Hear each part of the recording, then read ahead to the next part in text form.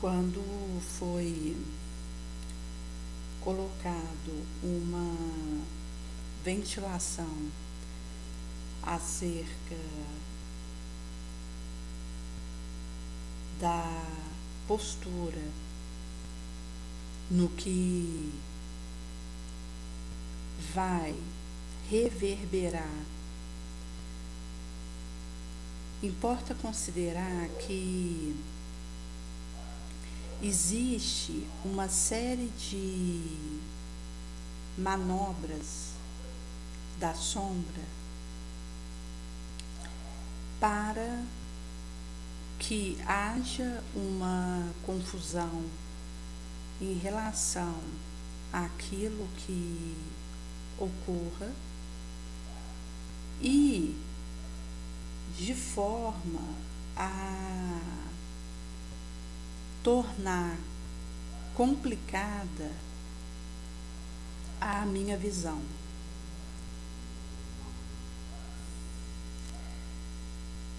Nessa conjuntura que nós vivemos aqui, em que existe um mix de interesse e objetivo, vai acontecer interceptação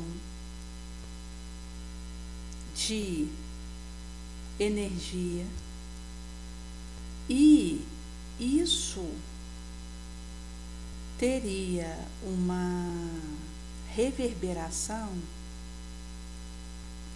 na forma como eu posso compreender o que ocorre.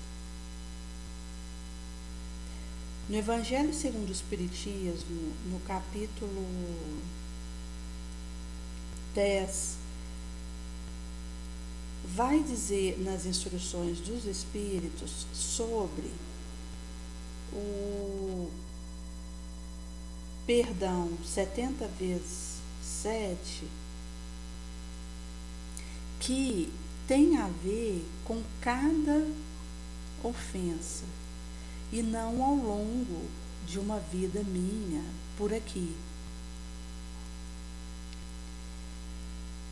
Em se tratando de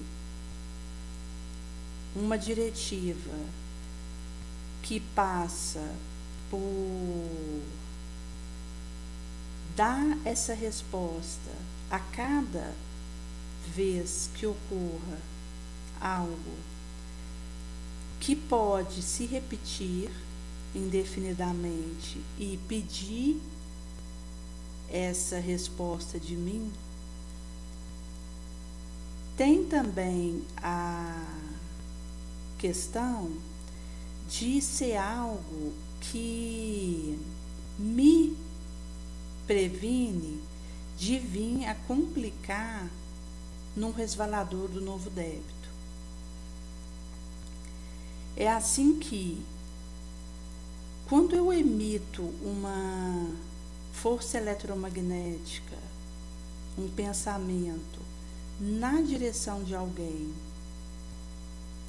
desejando que ocorra uma catástrofe com o outro,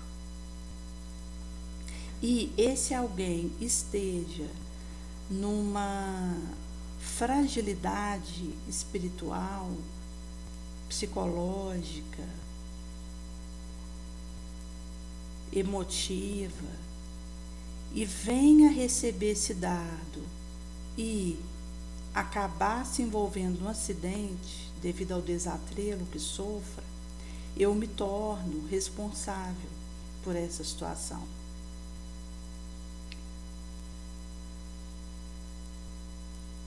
E pode acontecer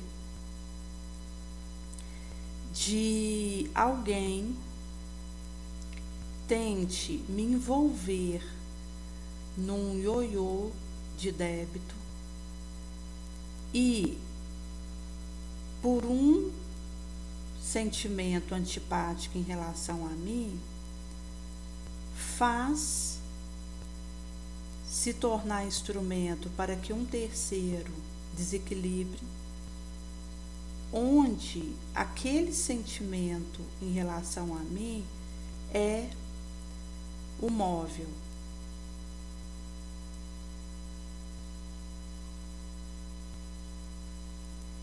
E com o objetivo de que, em acontecendo algo em relação ao terceiro, isso recaia sobre mim.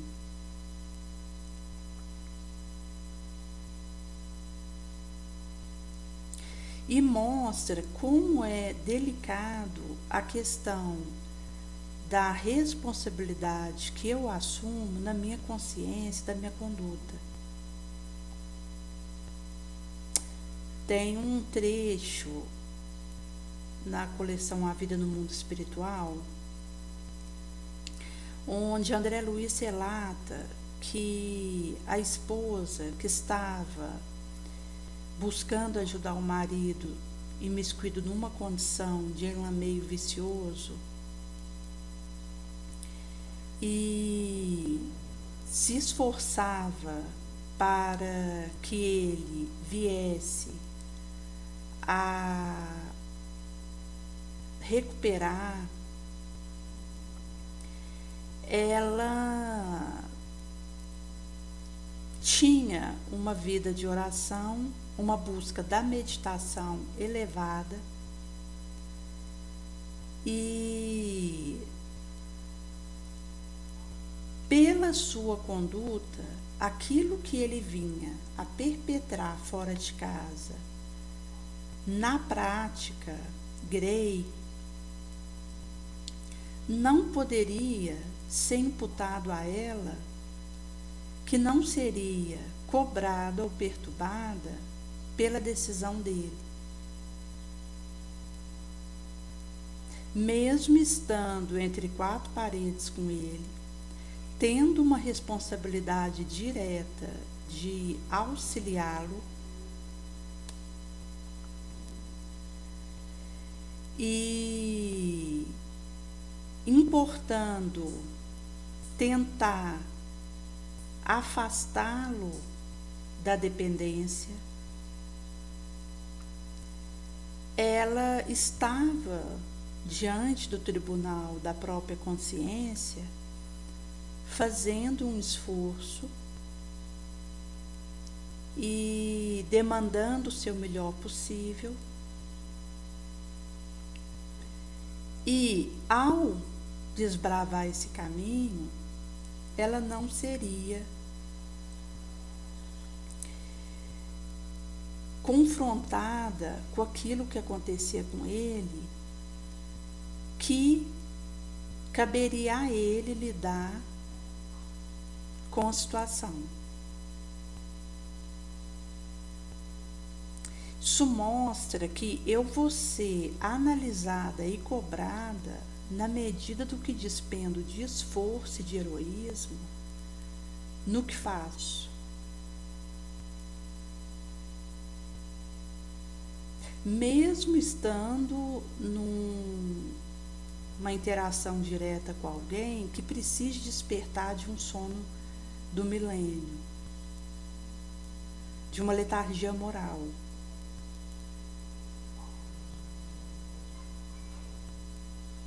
No dar o testemunho, que pode não ser acolhido pelo outro, vou estar dentro dessa marcha que está sendo pedido de mim, que em recebendo a cobrança por aquilo que lavrei contra mim mesma, vai se afastar por ter me encontrado nesse esforço máximo.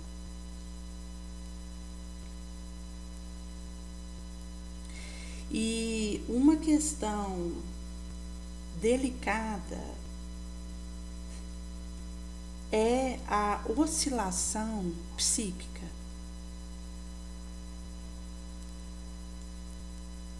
Que é usada de forma ardilosa pela sombra para uma desestabilização.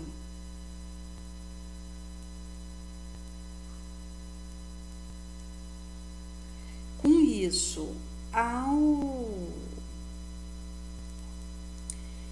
fazer uma decisão em dada direção e buscar um segmento e uma perseverança naquele caminho, é imperioso fortalecer a minha estabilidade moral, que é o que vai fazer frente à oscilação.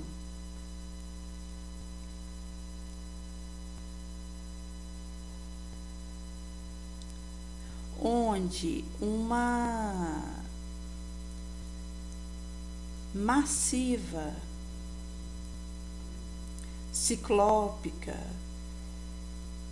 vai tentar desmantelar meu mecanismo de harmonia e intercepta a minha possibilidade de seguir aquilo que havia proposto.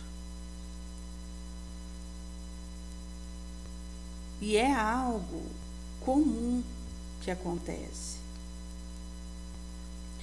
de estar num dado trabalho, fazendo um caminho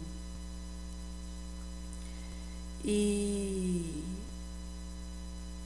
ganhando experiência, e num dado instante aquilo é interrompido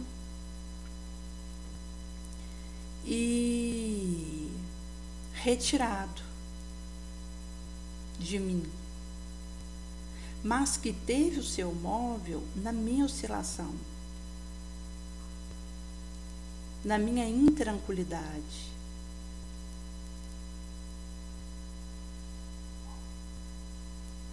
Que vai fazer conectar um espírito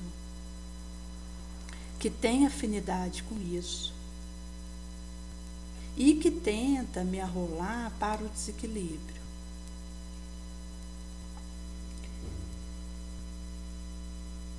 Por isso, é preciso cautela, visto que quanto mais baixa uma frequência eletromagnética, menos energia ela tem.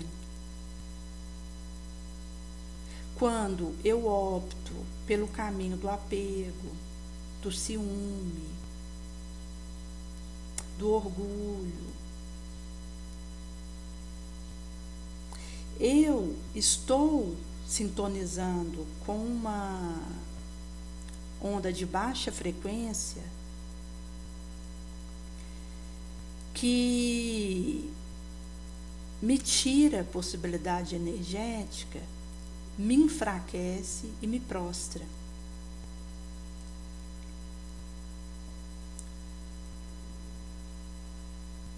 Nós estamos numa experiência onde a sombra, ela, ao ver alguém acendendo uma luz, vai intentar algum movimento. Não é uma realidade em que eu faço um ascensional de luz e nesse prédio vou ser assistida passivamente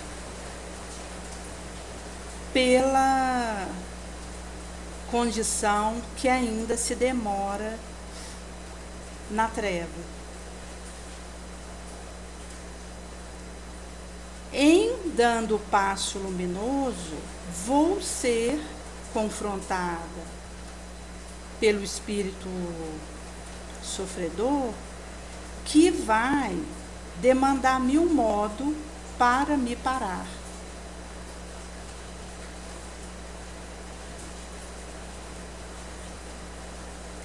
O que significa uma necessidade de eu angariar recurso energético e força para que não me falte condição de equilíbrio nessa corda bamba em que avanço, que tem a ver com essa espiritualização, esse perdão.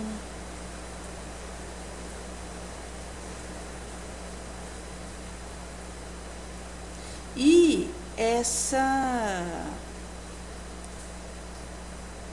desmaterialização que me tira do ioiô passional.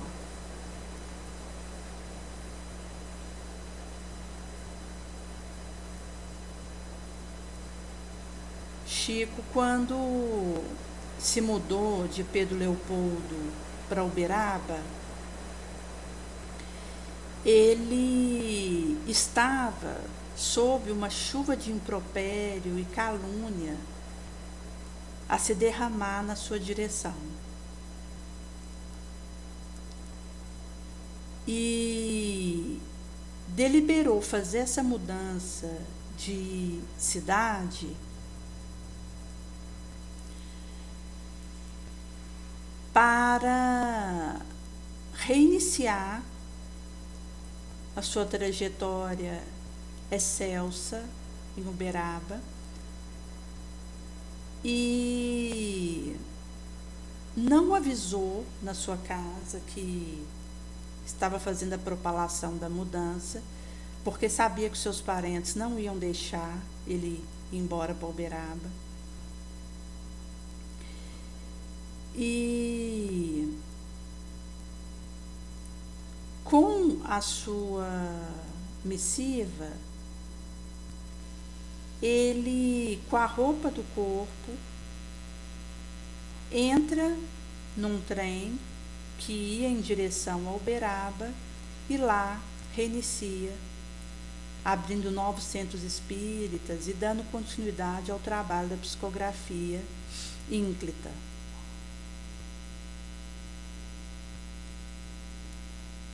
E foi uma proposta em que ele, ao invés de fazer a negação de algo que estivesse ocorrendo na sua direção, se ocupava do trabalho nobre. Visto que o nosso cérebro ele não funciona por negação, pela negação. Onde eu digo, não vou sentir raiva de tal pessoa.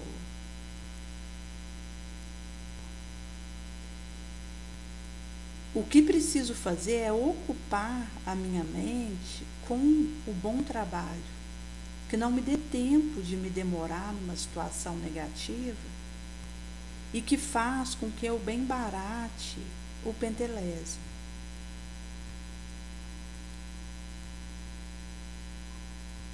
Assim, ele, dando continuismo ao trabalho nobre que ele realizava, não permitia que adentrasse dentro dele nenhum tipo de ressentimento.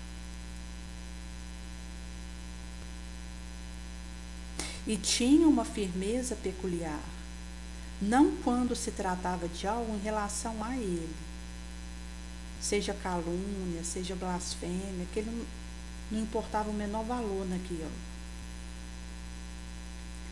Mas quando o espiritismo estava sendo colocado em xeque e o que estava em jogo é a proteção espiritual da coletividade, ele agia.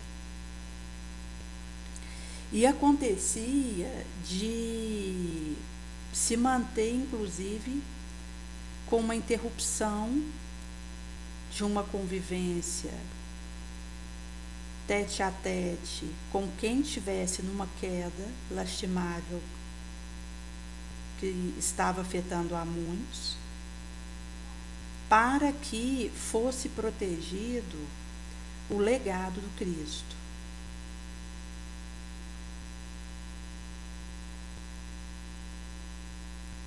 E em indo para Uberaba, pôde fazer segmento da sua trajetória bonançosa.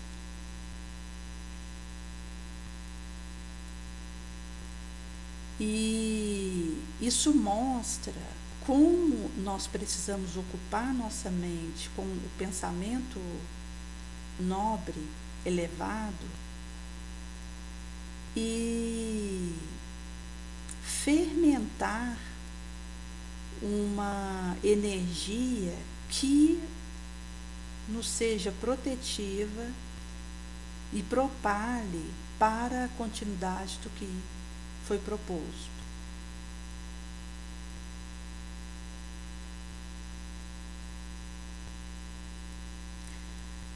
Visto que pode acontecer uma situação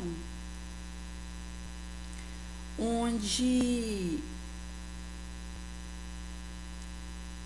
eu estaria envolvida naquele dano que chegou em alguém,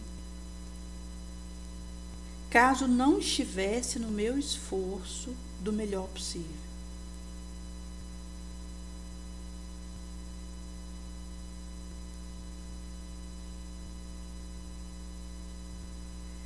E a vibração elevada, que tem uma frequência alta, ela é energética. Ela me dá a condição de continuar e ser fiel ao Cristo.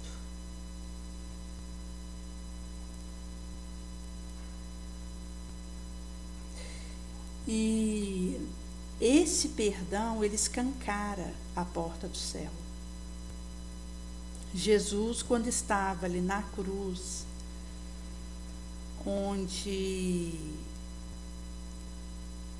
lembrava de cada que estivera com ele, interagiu numa conversa, numa cura que acolheu vindo dele, e que ao passar o olhar num relance não via e se percebe abandonado, foi tentado pelo mesmo que havia o abordado no deserto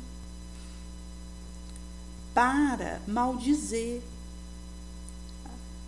o traidor, e que ao fazer isso ele seria introduzido numa entronização de rei desse mundo, que o tiraria daquela cruz.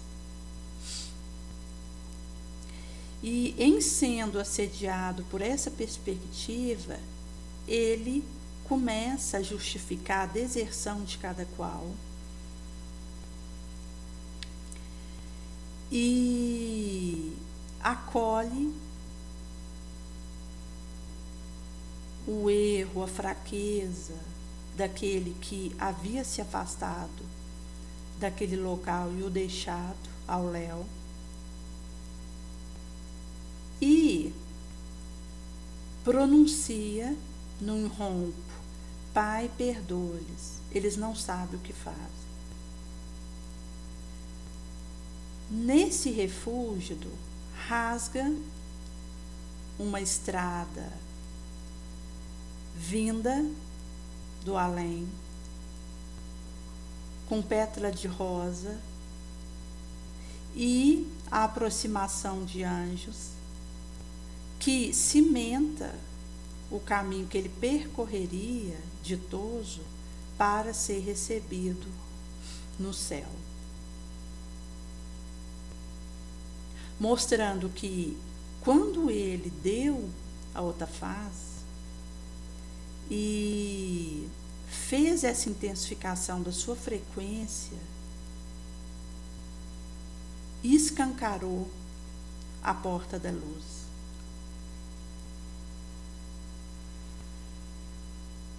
Ele ainda permaneceria ali por um tempo, atado ao madeiro inflamante, desceria para umbral, a treva, o abismo, para levar a boa nova. Tinha em mente levar auxílio para Judas, que havia suicidado, mas que em torno de 13 anos depois foi resgatado por Nossa Senhora, que é a zeladora do Vale dos Suicidas, que está ali dando assistência direta àquele que sucumbe pela porta do auxílio. E no subsequente apareceria ressuscitado para os discípulos, que mostra esse espírito puro que é Jesus, que na verdade não havia morrido, o corpo ficou, mas o espírito foi alçado à sua glória. E voltou quando estavam reunidos com medo da perseguição que já se iniciara desde aquela primeira hora ao cristão. E tem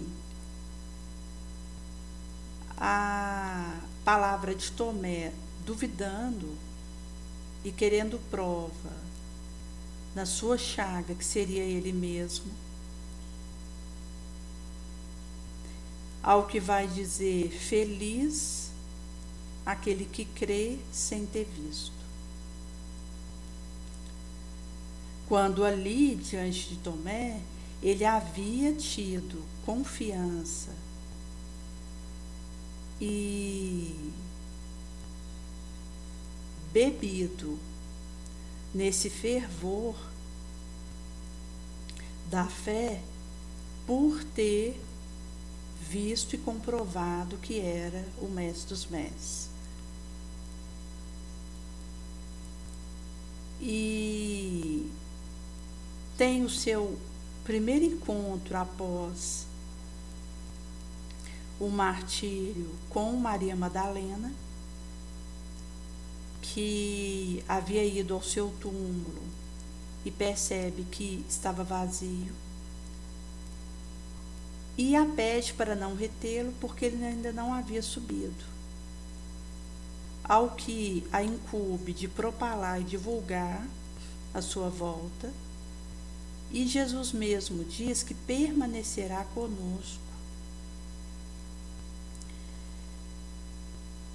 até o fim dos tempos, nos enviaria o Consolador prometido, a terceira revelação via doutrina espírita, que nos revelaria aquilo que ainda não tinha sido podido dizer, e explicaria parábola e enigma, código do que já havia sido colocado por ele. E vai, conforta, leva paz e envia. Conforme ele vai dizer, como ovelha no meio de lobo. Relevando a importância da prudência, da bondade,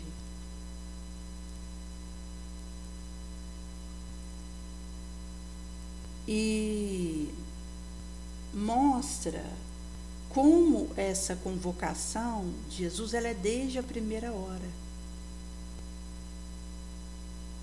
Para aqueles que estavam ali desejosos de ser instrumento dele, tantos quantos viriam para essa faina e que ainda não tinham noção daquilo que lhe seria pedido, por ainda nos demorarmos numa infância espiritual, que caberia ao tempo, na fidelidade a Jesus, amadurecer, desenvolver. Inclusive a perseverança ao bem.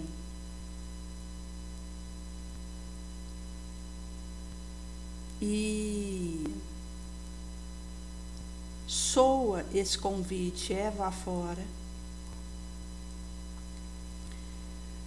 onde, conforme vai dizer no Evangelho segundo o Espiritismo,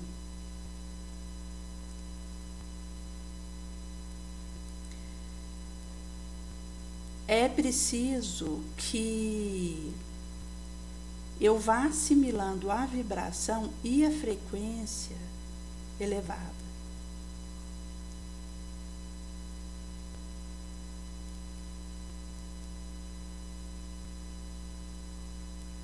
Que na pauta do meu desejo de